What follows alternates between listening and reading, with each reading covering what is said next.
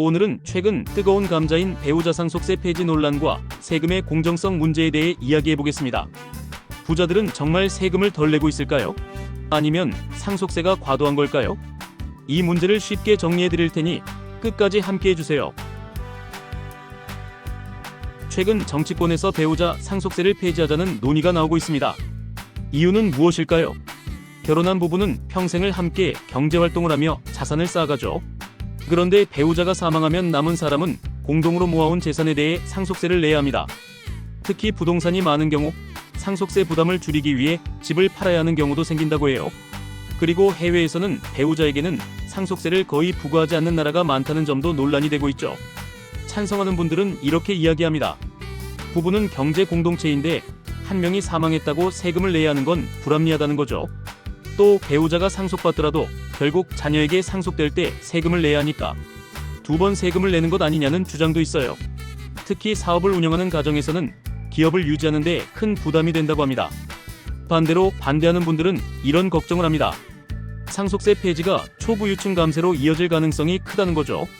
이미 부자들은 법인이나 신탁 등을 활용해 절세를 많이 하고 있는데 배우자 상속세까지 없애면 결국 부자들만 혜택을 보는 것 아니냐, 이런 의문이 나오는 겁니다. 그리고 세금이 줄어들면 복지 예산도 줄어들 가능성이 있어서 서민들에게 불리할 수 있다는 우려도 있어요. 자, 그렇다면 우리나라의 세금은 공정하게 부과되고 있을까요? 초부자들과 일반 서민들이 세금을 제대로 내고 있는지 살펴볼게요. 부자들은 법인이나 해외 자산 이전 등을 활용해 세금을 절약할 방법이 많다고 합니다.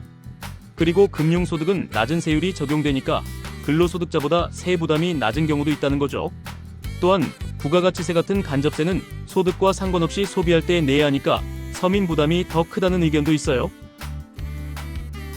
반면 세금이 공정하다고 말하는 분들도 있습니다.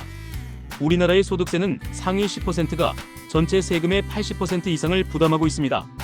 게다가 최근 부동산 세금과 금융소득 과세가 강화되면서 부자들만 더 많은 세금을 내는 구조라는 거죠.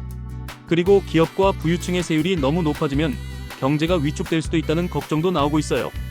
결국 세금의 균형이 중요합니다. 세금을 너무 낮추면 복지 예산이 부족해지고 초부유층만 혜택을 볼 가능성이 커지지만 반대로 너무 높이면 경제활동이 위축되고 세금 회피가 늘어날 수 있죠. 그래서 가장 중요한 것은 세금 부담을 공정하게 조정하는 것입니다. 여러분은 어떻게 생각하시나요? 배우자 상속세 폐지 찬성하시나요? 반대하시나요? 세금의 공정성 문제에 대해 여러분의 생각을 댓글로 남겨주세요. 좋아요, 구독, 알림 설정도 잊지 마시고요. 지금까지 어프리치였습니다.